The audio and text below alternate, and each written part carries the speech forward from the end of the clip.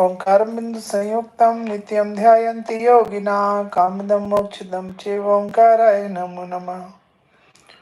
मंगलम भगवान वीरो मंगलम गौतम गणी मंगलम कुंद कुंदाद्यो जैन्दर्मुस्तु मंगलम सर्वमंगल मांगल्यम सर्वकल्याणकारिकम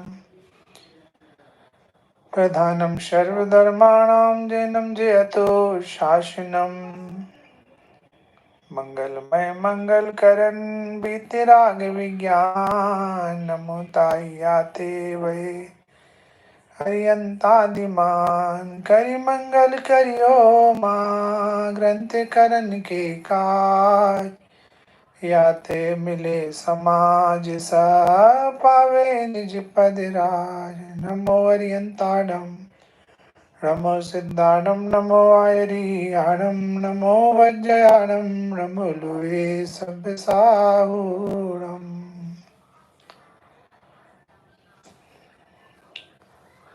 यद्यपि हमारी नित्य प्रति की स्वाध्याय छह डाला ग्रंथ पर चल रही है,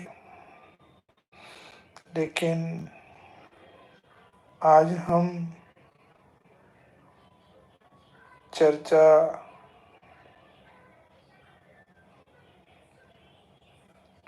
किसी वैराग्य प्रसंग पर करने वाले हैं। हम सबके प्रिय चहेते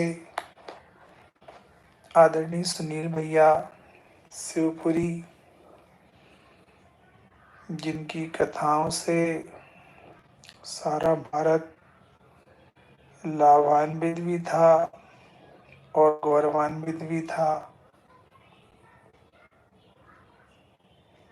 सुनो भाई, मंगल जैन पुराण याते जीवन बने महान,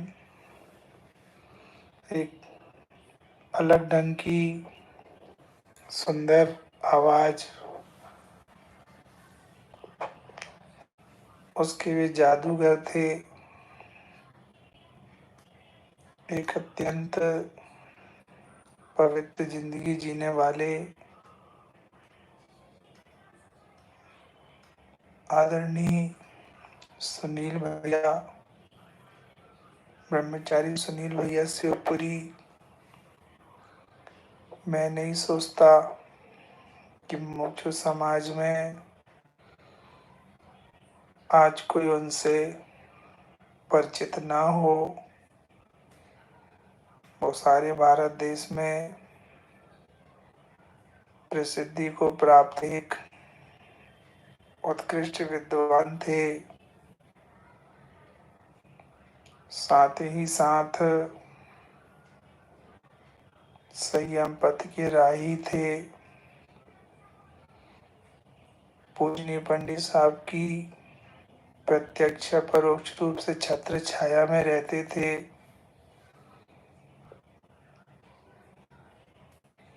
आज एक पवित्र आत्मा को, एक पवित्र साधक को हम सब ने खो दिया। मन अत्यंत ही दुखित है, संतप्त है, हृदय से आंसू बह ही रहे हैं। अब वो लघु काठी, छोटी सी काठी का व्यक्ति, इसकी छोटी सी हाइट थी पर बुलंद इरादे, बड़े इरादे थे। उन आदरणीय सुनील भैया का दोबारा हमें कभी दर्शन भी नहीं होगा। मेरा सौभाग्य था, उनकी बहुत भावना थी कि भैया आप आओ, आप आओ। मुझे अभी कुछ दिवस पूर्व उनके साथ वहाँ 5 दिन रहने का अवसर मिला। 5 दिवसीय कार्यक्रम में हम वहाँ गए। नित्य प्रति हम लोगों का होता था। अत्यंत वात्सल्य की मूर्ति सब बातों में निर्देश देते। बड़ा अंदर से पीड़ा है। अभी पिछली गर्मी में अप्रैल माह में ही तो उनके नवीन जिन मंदिर का पंच कल्याणक हुआ था, और शायद पंच कल्याणक के बाद हमें पहले प्रोग्राम में ही जाने का अवसर मिला था। कितने सुंदर मनोहारी पंचवालती भगवान वेदी पर विराजमान है। बड़ा विशाल मंदिर है, ऊपर तीर्थ वंदना, नीचे स्वाध्याय भवन, और अभी तो पड़ोस में भी आश्रम बनाने की तैयारी चल रही थी। अब भैया चले गए तो उस सारे मिशन का क्या होगा, वो भी एक प्रश्न चिन्ह है। अभी कुछ दिवस पूर्व भैया का खुद हमारे कुछ साधर्मियों पर फोन आया था कि भैया आ जाओ हमारे पास, हमारी तबीयत अच्छी नहीं है, हमें बहुत वेदना है। लेकिन वो साथी भी नहीं पहुंच पाए, और कल रात को प्रतीक भैया हमारे जा भी रहे थे, स्टेशन भी चले गए थे, लेकिन किसी कारण से उनका ही पहुंचना वहाँ नहीं हो पाया। और आज वो बाबा आत्मा यहाँ से हम सबको चौंकाते हुए रवाना हो गए। अभी मैं संजय भैया से बात कर रहा था, जेवर जी से। उनका भी हृदय एकदम भीग गया, आंसू बहने लगे। बोले भैया पिछले 1 साल से प्रतिष्ठा के कार्यों से उनसे मिलना बहुत हुआ। बोले मुझे नहीं लगता कि उन्होंने कभी एक बुखार या सर्दी की गोली भी खाई हो। मतलब अपनी संयम की शर्तों पर जीकर जिंदगी पूरी करके चले गए। यद्यपि जाना तो सबको है, लेकिन छोटी वय में कोई का चला जाना बहुत अखरता है। तो भैया के अंदर बहुत विनय भी थी। अभी जब मैं गया तो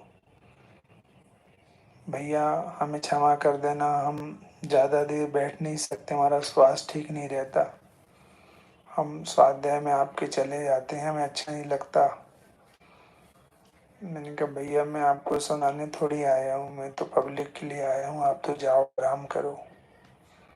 नहीं नहीं, कोई बात, कोई कुछ कह दे तो भैया बुरा नहीं मानना, सब दुनिया ऐसे ही कहती रहेगी। भैया आप तो अपने ढंग की स्वाध्याय कराते रहना, सब लोग बहुत लाभ ले रहे हैं, सबको बहुत अच्छा लग रहा है।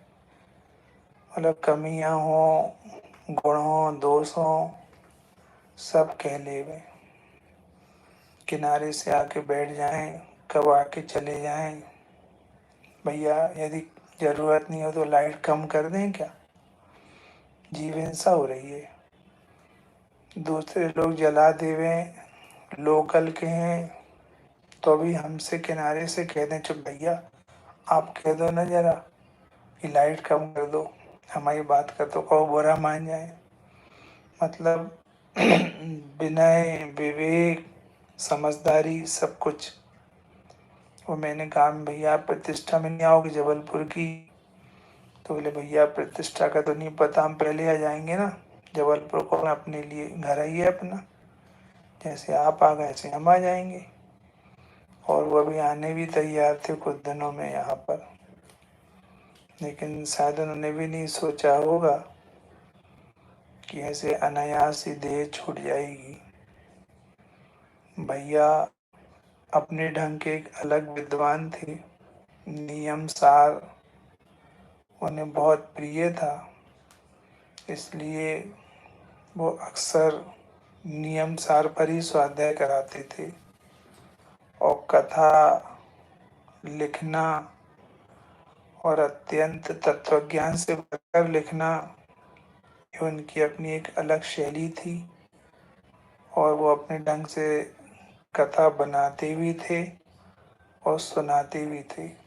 मुझे याद है कितने सारे प्रतिमानियों के चरित्र हैं जो हम सब ने कभी जिनका नाम भी नहीं सुना हो। ऐसे ऐसे चरित्र नायकों को वो जिनवाणी से खोज खोज के लाते थे और हम सबको सुनाते थे। मुझे याद है वो मैंने शायद ही उनको वर्षों में कभी स्वस्थ देखा हो। वो बरसों से बीमार हैं, कहीं कुछ कहीं कुछ कहीं कुछ, मतलब घनी निर्जरा करके गए। और अभी भी मेरी बात महेंद्र भैया से भी वहीं पर थे। भैया एकदम से बोले भी तबीयत खराब चल रही थी श्रेणी भैया और कफ का बहुत इन्फेक्शन था। तो संभव होता है जब कफ का इन्फेक्शन होता है तो छाती से श्वास लेने में दिक्कत जाती है व्यक्ति को और उसी से अक्सर देह छूटती है। ठंड तो है ही और आप सब जानते भी हैं उस ग्वालियर चंबल का जो इलाका है, शिवपुरी श्योपुर, वो सब बहुत ठंडा इलाका है। पिछले वर्ष हमने आने वाली 18 जनवरी पिछले वर्ष की, उसमें पूजनीय पंडित साहब को इसी ठंड के माहौल में खोया था और आज 1 साल भी नहीं हुआ। 15 दिन पूर्व ही उन्हीं की तरह उनके एक सुयोग्य शिष्य सुनील भैया चले गए। बहुत सारे लोग तो उनमें पंडित जी के रामायण को आगे ले जाने की क्षमता देखते थे कि भैया रामायण संभालेंगे। अच्छा, और शायद भाई बहनों को एक और लंबा जीवन जीने का सहारा मिलेगा, लेकिन वो खुद ही चले गए। ये विनय भैया बता रहे हैं कि उनको भी डबल निमोनिया हो गया था, इसलिए शायद वो कफ का इन्फेक्शन बढ़ गया होगा। और भैया कहाँ गोली गट्टा कोई कौन खावे, इसलिए आप दवा भी नहीं लो तो ऐसी चीज़ें बहुत जल्दी बढ़ती हैं, पनपती हैं। शायद ही कोई व्यक्ति ऐसा होगा जो उनके बिछोए के समाचार से स्तब्ध नहीं होगा। मैंने राजेंद्र पंडित साहब को बताया, वो भी दुखी हो गए। मैंने अपने मंदिर में कुछ साधर्मियों को बताया, सब अवाक रह गए। आदरणीय सुनील भैया के लिए सभी जीवों के हृदय में एक प्रेम वात्सल्य भरा है, भरा है और भरा है। मैं क्या कहूँ, जिन धर्म से हो प्रीति तो बस आत्मा को ध्याइए, दे जाए तो भले जिन धर्म रहना चाहिए। ऐसा नहीं लगता कि कोई प्रकृति क्रूर मजाक कर रही हो। अभी 2-3 साल में मुमुक्षु समाज की एक बहुत स्पेशल टीम ही गायब हो गई। हमने संजीव जी को खो दिया, आदरणीय डॉक्टर साहब छोटे दादा गए, बीरेंद्र जी चले गए, चेतन भाई चले गए, बड़े दादा चले गए,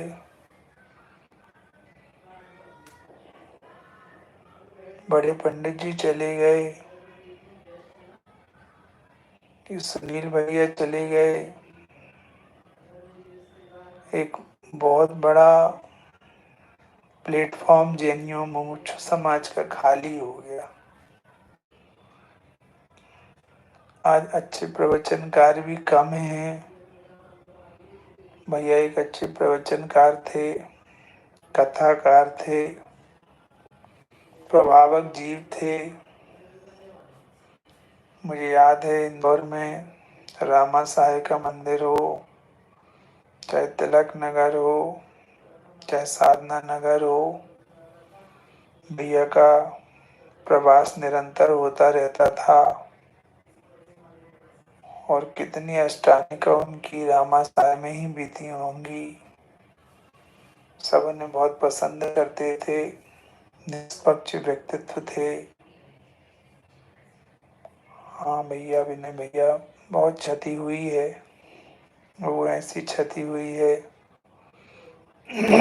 जिसकी पूर्ति असंभव है। कभी कभी जीव जी का जाना और अब ये सुनील भैया का जाना, धर्मेंद्र भैया का जाना, ये सब तो हमारे समकालीन समकक्ष उम्र के हैं। तो अंदर से डर लगता है कि कहीं अब अपना नंबर भी तो नहीं आ गया, क्योंकि प्रकृति इस क्रूर पंचम काल में अच्छे जीवों को रहने नहीं देना चाहती। इसलिए शायद वो अच्छे जीवों को यहाँ से उठाकर ले जाती है। हमने विमल दादा को भी कुछ दिवस पूर्व खोया था।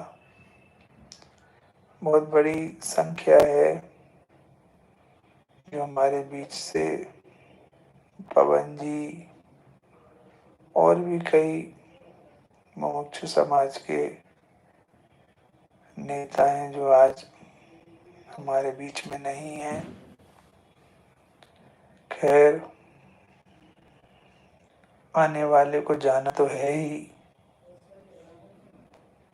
बस हम तो अपनी अपनी उम्मीद से परेशान हैं, क्योंकि हम कुछ ज़्यादा उम्मीद लगा के बैठते हैं, वो पूरी नहीं होती तो हमें आश्चर्य होता है।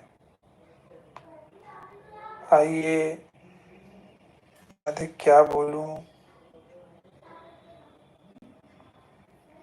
आज का प्रसंग अधिक बोलने बताने का भी नहीं है। कायदे की बात तो ये है कि जब किसी अड़ोसी पड़ोसी के घर का शीशा टूटे, कोई तोड़े, तो समझदारों को अपना घर का शीशा संभाल के रखना चाहिए। बस ऐसे ही यदि प्रकृति छोटी बाई के विद्वानों को भी नहीं बख्श रही, फिर हमें चेत जाना चाहिए। अब हमारे पास अधिक समय नहीं है, इसलिए हमें कमर कसकर तैयार होना चाहिए। अपने आप से पूछना चाहिए कि हमने नरकों में कैसी भावनाएं बाई थी, जिसका प्रतिफल हमें ये मनुष्य पर्याय मिली, और अब भगवान बनने का अवसर यूं खोकर हम कहीं चतुर्गति में न चले जाएं। इसलिए सावधानी की बहुत जरूरत है। इस मनुष्य पर्याय की घड़ियां चक्रवर्ती की संपदा से अधिक कीमती हैं। इसलिए किसी भी कीमत पर ये दाव चूकने जैसा नहीं है। आइए हम भैया के निमित्त से थोड़ी देर 12 भावनाओं का पाठ और चिंतन करते हैं। उसी पर प्रकाश भी डालेंगे। लेकिन भाई अभी भी हम नहीं जगे हों तब जगना चाहिए। मन सावधान रहना, मन सावधान रहना। सावधान रहो भाई, सावधान हो जाओ भाई।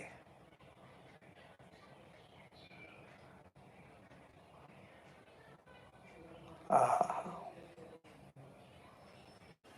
इसलिए लौटने की जरूरत है, संभलने की जरूरत है। हो संसार लगने लगाव असार, निज गायक की सद आई। अरे यतियों के मार्ग की महिमा अपार, द्वादश अनुपेक्षा मन भाई। हो हो। समझ में आया भैया? इसलिए पहले दया करो अपने पर, आराधन से नीचे को।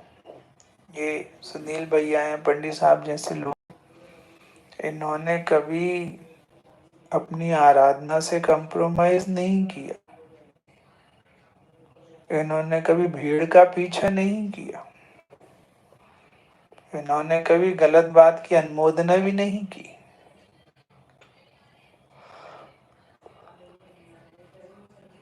इसलिए भाई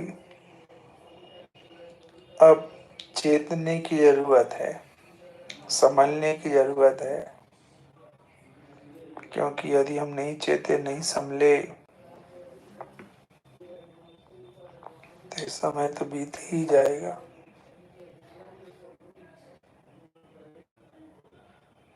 ना कोई फिर बोलने आएगा, ना कोई फिर बताने आएगा।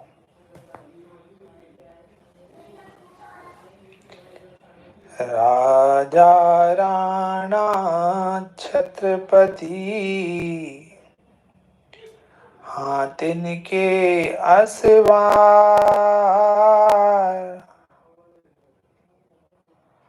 मरना सबको एक दिन, अपनी अपनी बार। भैया क्या कह रहे हो आप?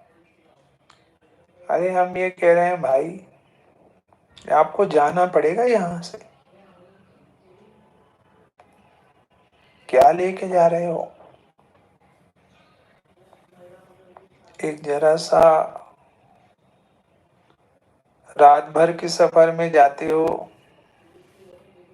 तो कल का टिफिन लेके जाते हो, कल का भोजन लेके जाते हो, और यहाँ से अगली पर्याय में जा रहे हो तो क्या लेके जा रहे हो? तुमने जो पुण्य पाप का टिफिन सजाया होगा ना, वही साथ में जाएगा।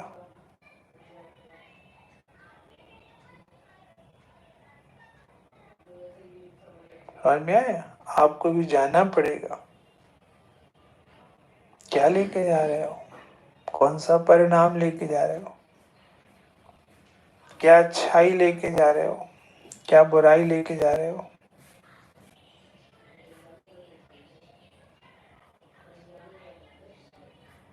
समझ में आया? क्या कह रहे हैं कि राजा हो और तो बहुत समृद्धशाली है ना, तो क्या करें, आयु पे किसी की चलती है क्या? राणा हो मतलब राणा प्रताप, छत्रपति हो, योद्धा हो, क्या करें? हाथिन के असवार, जिनके यहाँ हाथियों के असवार लगे, हाथियों की भीड़ लग रही है, मरना सबको एक दिन, अपनी अपनी बार। कि भैया सबको मरना पड़ेगा, और जब जिसकी बारी आएगी तब वो मरेगा। और कोई किसी को सहयोग नहीं कर सकता, कोई किसी की जगह मर नहीं सकता। कोई किसी को बचा नहीं सकता।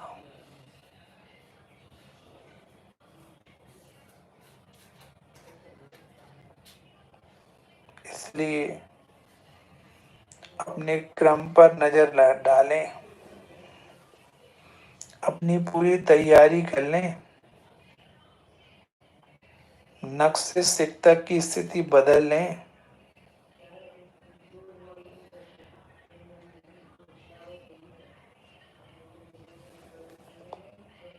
वरना लापरवाही में कहीं हमारा अहित ना हो जाए।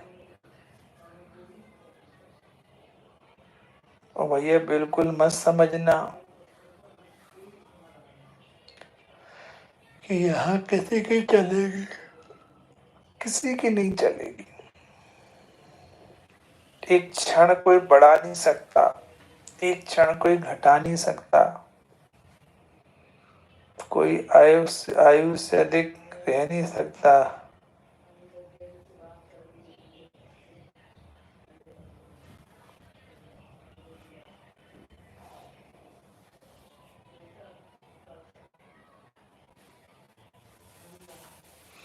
इसलिए कह रहे हैं मरना सबको एक दिन, अपनी अपनी बार। तो कोई किसी को सहयोग नहीं करेगा, कोई किसी के लिए नहीं चला जाएगा, कोई किसी की जगह पे नहीं चला जाएगा। दल बल देवी देवता, मात पिता परिवार, मरती वीरिया जीव को, कोई न राखन हार। क्या कह रहे? दल, बहुत बड़ा दल हो आपके पास, बहुत बलशाली हो आप और आपकी सेना।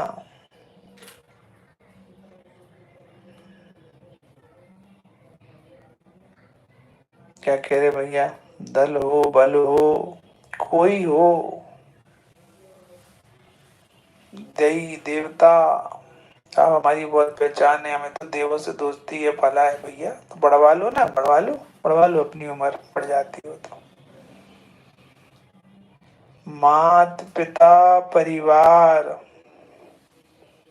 अरे इस माँ के सामने बच्चा मर जाता है, पेट का बच्चा मर जाता है, गोद का बच्चा, तो कौन बचा रहा बताए? बच्चा है कोई?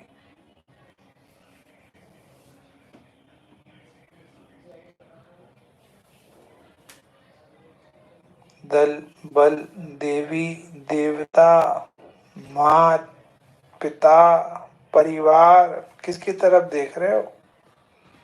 कोई नहीं है, कोई नहीं है। अपनी शरण से ही काम होना है। किसकी तरफ देख रहे हो? कोई नहीं देगा साथ, क्योंकि प्रकृति में साथ की व्यवस्था नहीं है। मरती बिरिया जीव को, कोई न राखन हार। क्या कह रहे?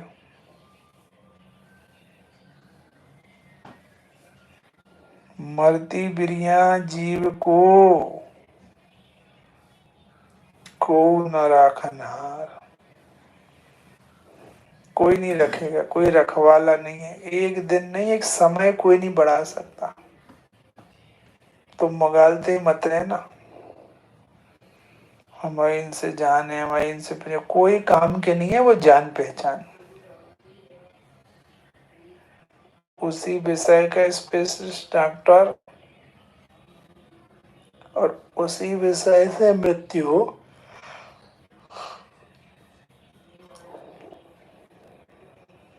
जिंदगी भर जिस चीज का इलाज करता रहे, उसी का इलाज नहीं मिले, कौन करे, कौन दे, कहां से दे?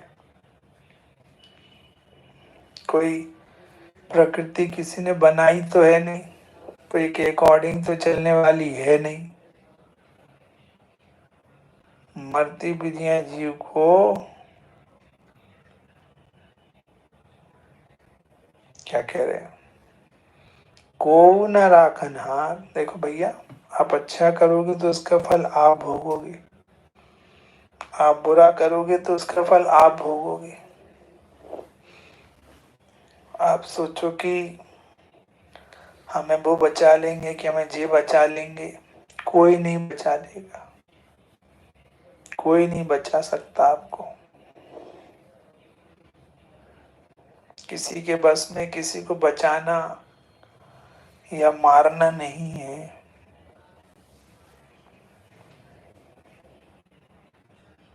बीतने वाली घड़ी को कौन लौटा पाएगा, इस धरा पे इस धरा का सब पड़ा रह जाएगा। कोई नहीं, कोई नहीं। ये तो मोह के नशे में कुछ दिखता नहीं है।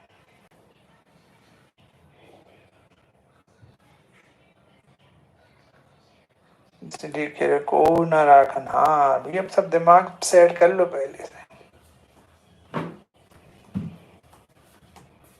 दाम बिना निर्धन दुखी, तृष्णावश धनवान।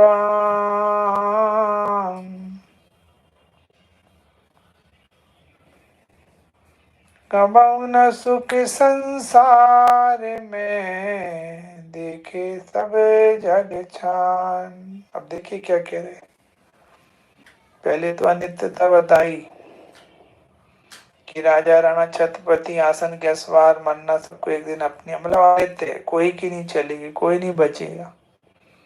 फिर असरण दल बल देवता, माता पिता परिवार, मरती बिरिया जीव को न राखना। पूरा जीव का मोक्ष मार्ग इन्हीं घर परिवार संगी साथियों पर रुका हुआ है।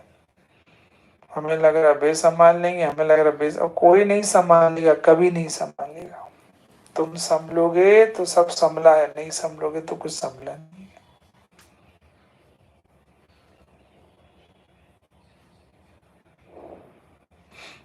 अब देखिए संसार, दाम बिना निर्धन दुखी। चलो देखो संसार की क्या। आप सोचते हो जिनके पास पैसा नहीं वे निर्धन है कि नहीं, जिनको चाहिए वे निर्धन है। करोड़ों रख के भी। हाँ संजय जी, वो स्मारक से पास आउट थे, आदरणीय विपिन जी के क्लासमेट थे, शायद रूममेट भी। विपिन जी नागपुर, उनके बैच के पढ़े हुए विद्यार्थी हैं। नहीं एज नहीं, हम लोगों की एज के होंगे 50 के नीचे ही।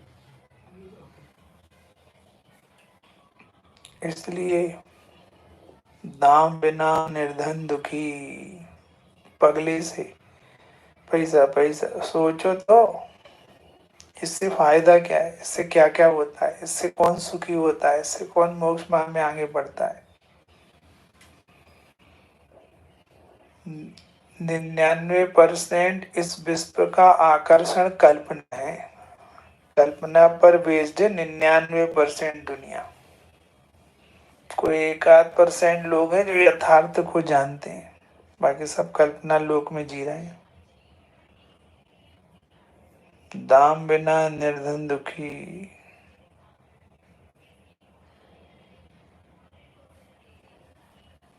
दाम बिना निर्धन दुखी और तृष्णा बस धनवान।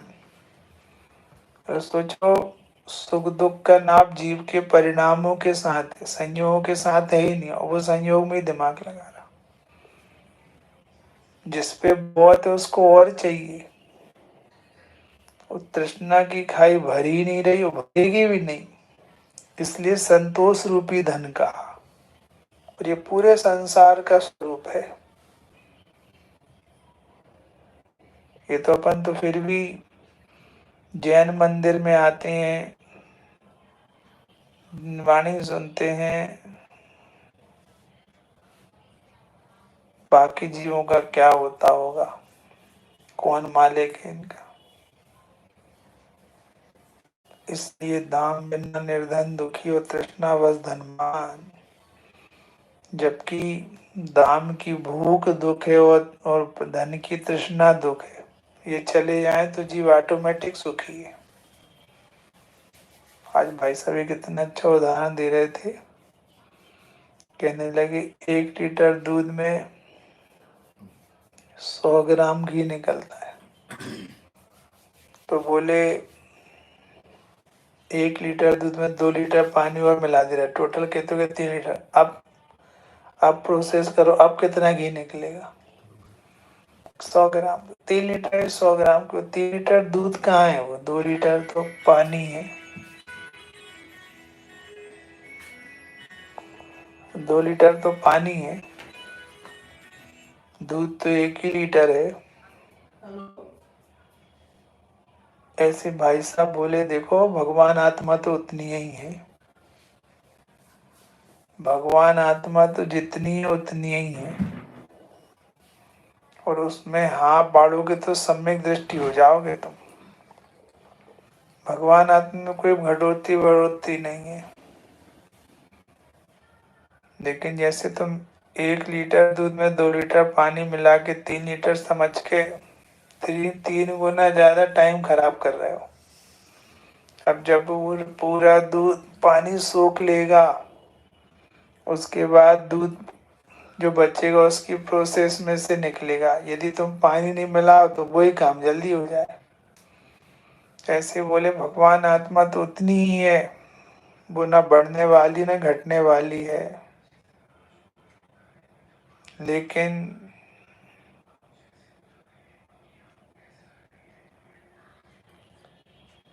तुम्हें उस प्रोसेस को करने में टाइम लग रहा है।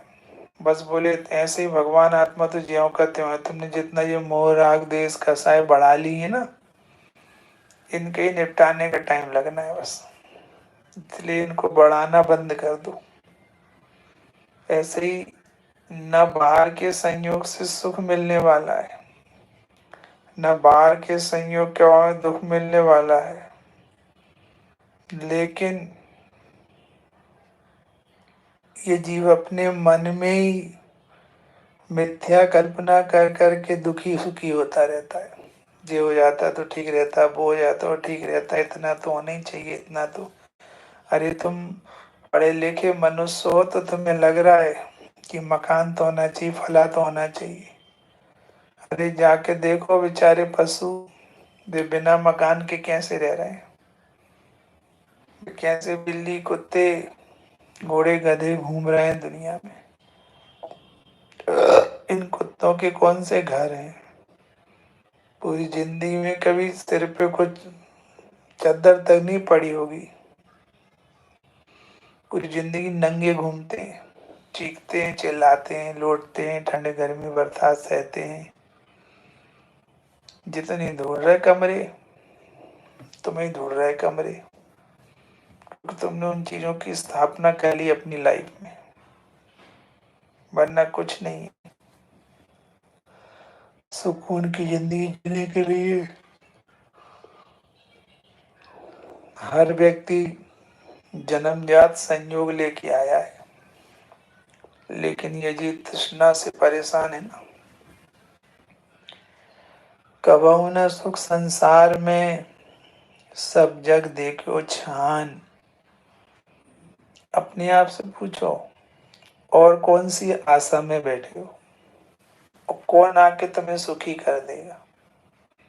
कौन आके तुम्हें आगे बढ़ा देगा? कौन जो तुम्हारा श्रेयस रोक रहा है? कि कोई नहीं, हमें भ्रम हो गया है। हमारे परिणाम ही हमारा भविष्य की सजा है, और हमारे परिणाम ही हमारे भविष्य का पुरस्कार है। हमें किसी की तरफ नहीं जाना, किसी को नहीं देखना। हंसते हुए जीव अनंत दुखी है, हंसते हुए। कौन बताए ये बात है? नरक में नार की अनंत सुखी है।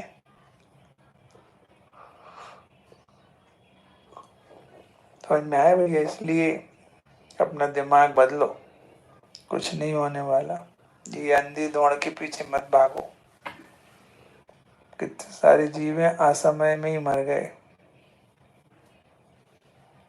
अधूरे काम करके चले गए। कौन पूरा करेगा, कब पूरा करेगा क्या पता। इसलिए कबहू न सुख संसार में, सब जग देखो छान। और भैया इन सब बातों का एनालिसिस करो कि कहाँ कहाँ हमने सुख माना और कहाँ कहाँ नहीं है, और क्यों नहीं है। देखो अपने पास क्यों नहीं है, क्यों प्रधानमंत्री जी सुखी नहीं है, क्यों राष्ट्रपति जी के पास सुख नहीं है, क्यों अडानी अंबानी के पास सुख नहीं है। आप अकेला तरे मरे अकेलो, यूं कबहू इस जीव को साथी सगा न कोई। क्या कह रहे हैं? आप अकेला अब तरे नहीं भैया, हम तो ट्विंस थे, ट्विंस भी अकेले अकेले हैं। एक एक जीव अकेले आया है, अकेले आया, अकेले। कहाँ से अकेले आया? अपनी यात्रा में अकेला ही है। आप अकेला अवतरे।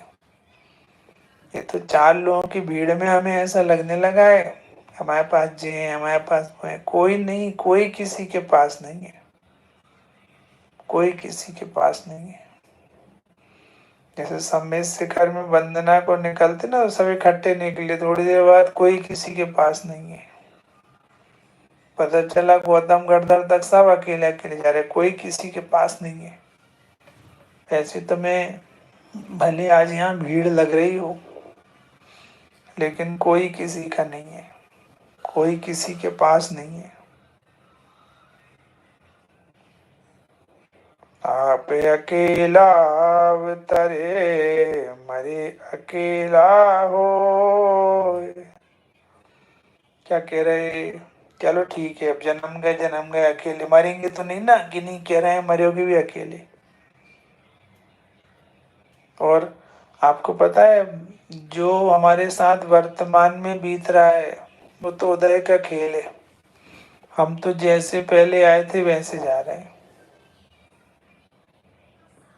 मतलब जैसे अपन अपने घर से फटे कपड़े पहन के निकले हों, बीच में कहीं निकलने, भैया बहुत बड़ा उत्सव हो रहा है, तुम तो कपड़े बदलो अपने। उन्होंने कपड़े पहनाए, तुम्हें उत्सव पूरा किया, उसके बाद लिया कपड़ा उतारे, जाके तब फटे कपड़े पहन के वापस। तो वो जो अच्छे कपड़े पहने वो तुम्हारे थे कि नहीं? कि नहीं, तो कोठरी खाली करा ली जाएगी, बिन मुहूर्त के उठा ली जाएगी, वो तो किराए की थी। ऐसे ही तुम तो पहले भी अकेले आए थे और यहाँ से अकेले जाओगे। जो बाहर में व्यवस्था बनी है वो किराए की बनी है, और पर्याय के जाते ही चली जाएगी सब कुछ।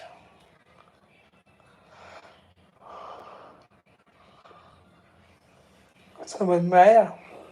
इसलिए वन मैन सो, अच्छा करो तो अकेले हो, बुरा करो तो अकेले हो। यूं गवाऊं इस जीव को साथी सगा न कोई।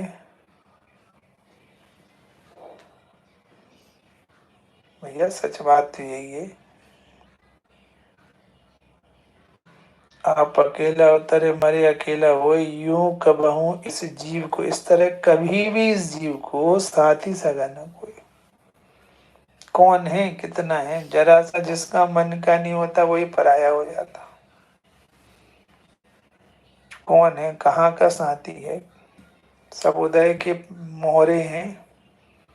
आज उदय चाहे तो अकेला कर दे, आज उदय चाहे तो भीड़ में खड़ा कर दे, आज अकेले उदय चाहे तो जेल भेज दे, आज उदय चाहे तो बरी कर दे। है कौन? कोई सुख दुख भी नहीं बांट सकता, जो तुम सबके पीछे अपनी मनुष्य पर्याय बर्बाद कर रहे हो। यूं कबहू इस जीव, इस तरह कभी कभी तीन काल में कोई नहीं है तुम्हारा। और तुमने कैसी कैसी कल्पनाएं खड़ी करके रखी, जी सास हो जाए, सस हो जाए, ये फला है जी, यानी कोई नहीं है, कुछ नहीं है। हम अकेले यूनिट हैं, निगोद से सिद्धालय की यात्रा में है। वो चेत गए तो हमारा हित होना है, और नहीं चेते तो हमारा हित होना है। इसलिए इस वैराग के प्रसंग में बारंबार अपनी आत्मा की हित की चिंता होनी चाहिए। जीवन में फंसने का नहीं, निकलने का उपक्रम होना चाहिए। मुझे कितने सारे जीव ऐसे दिखते हैं 70-70 बरस के हो रहे हैं, वो फिर से काम ज्वाइंट कर रहे हैं। कितने विद्वत गण हैं। समझ में आया?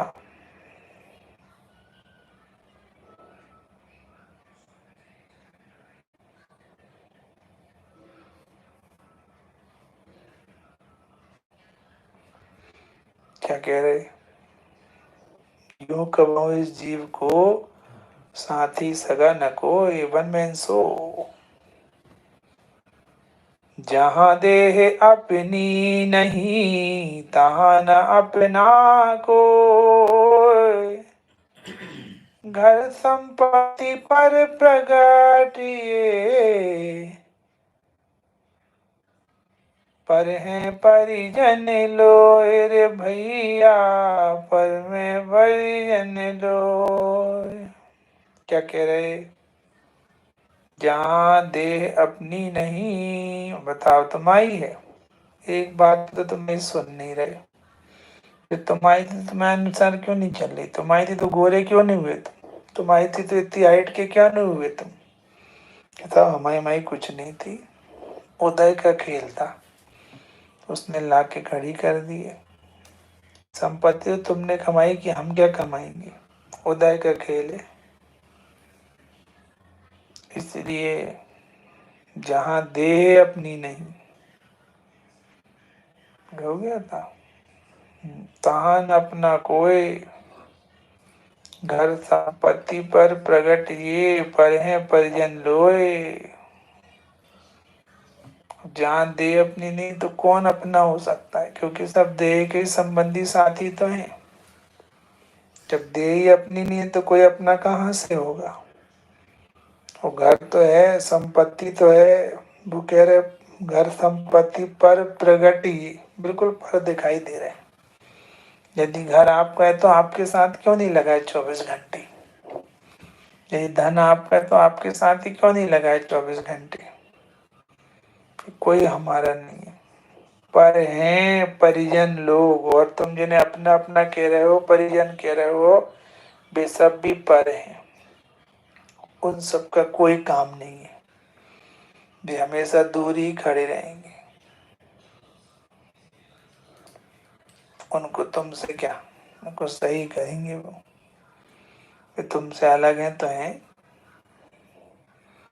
इसलिए जहाँ देह अपनी नहीं, तहाँ न अपना कोई। घर संपत्ति पर प्रगट ये, पर हैं परिजन लोए। किसी को अपना नहीं मानना। एक आत्मा हम हैं बस, कोई हमारा नहीं है।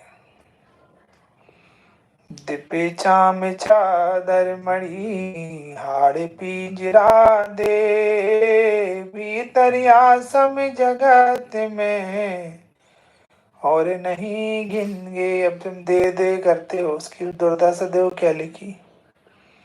दिपे चाम चादर मणि, जैसे वो चादर से कुछ ढक देते हैं ना, मल का घड़ा वड़ा, ऐसे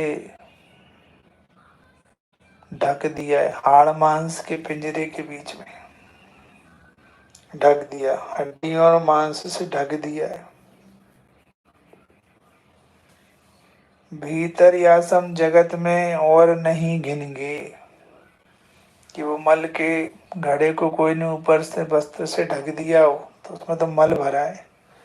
ऐसे ही हड्डी और मांस और मज्जा के पिंजरे में जो बंद है देह, वो भीतर या सम जगत में और नहीं गिनेंगे।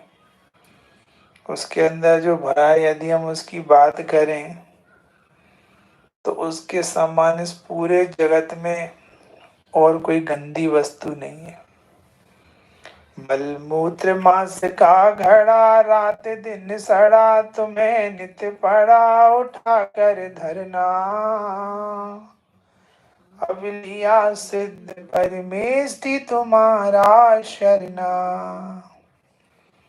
देख, वो तो अभी बहुत बाकी है, समय अपना हो गया, लेकिन हमने जिस प्रसंग में आज ब्याह की चर्चा की, वो आदरणीय बाल ब्रह्मचारी सुनील भैया जी शिवपुरी के आकस्मिक देह विलय के प्रसंग में याद की। कहने का भाव यह है कि हम सबको चेत कर, समझ कर, कमर कसकर तैयार होना चाहिए। कोठरी खाली करा ली जाएगी, बिन मुहूर्त की उठा ली जाएगी। आप जहाँ भी जा रहे हैं अपनी पूरी तैयारी से जाएं, अन्यथा कहीं देर छूट गई और हम कोई तैयारी से नहीं गए तो नरक निगोद की टिकट पक्की है। इसलिए अपने ऊपर, अपनी आत्मा पर दया करके एक एक समय ज्ञान वैराग से अपनी परिणति को सिंचित करो और शीघ्र सिद्धालय में विराजमान हो। एक बार पुनः भैया के श्री चरणों में विनम्र श्रद्धांजलि। शीघ्र अभ्युदय को प्राप्त हो, मुक्ति को प्राप्त हो, यही भावना है। ओम नमः सिद्धेभ्य।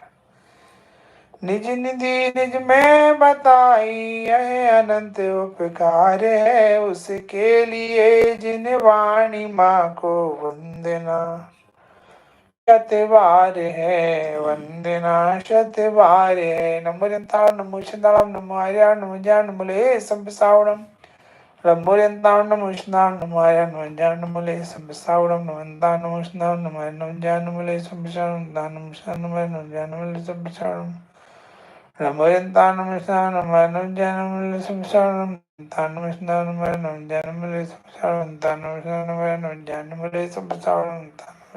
नमो ज्ञान नमो ले संपसावणम रंताण नमो शंताण नमो आर्या नमो ज्ञान नमो ले संपसावणम अच्छा, सुना देते हैं, भैया को पसंद था। सच धज कर जिस दिन मौत की सहजादी आएगी, ना सोना काम आएगा ना चांदी आएगी। सज धज कर जिस दिन मौत की सहजादी आएगी, ना सोना चांद आए, ना सोना काम आएगा ना चांदी आएगी। छोटा सा तू कितने बड़े अरमान हैं तेरे, छोटा सा तू कितने बड़े अरमान हैं तेरे। मिट्टी का तू सोने के सब सामान है तेरे। मिट्टी की काया मिट्टी में ओ, मिट्टी की काया मिट्टी में जिस दिन समाएगी, न सोना काम आएगा ना चांदी आएगी। देखिए, खूब सोचने की बातें हैं, खूब विचारने की बातें हैं। हमें खूब सोचना विचारना चाहिए, लौटना चाहिए। अभी हम उतने दूर नहीं गए, लेकिन कहीं बहुत दूर निकल गए तो लौटना ही मुश्किल होगा। इसलिए दौल समझ संचेत सयाने, काल वृथा मत खोई। ये समय खोने के लिए नहीं है, समझने और समझाने के लिए है। हम सब इस बैराग के प्रसंग में अपने हित के लिए सजग हो, सावधान हो। ऐसी मंगल भावना सभी की बात को विराम। ओम नमः सत्यव्या। मैंने वो पढ़ लिया था। चलिए, आपकी रात्रि शुभ हो। पुनः प्रातः मिलेंगे।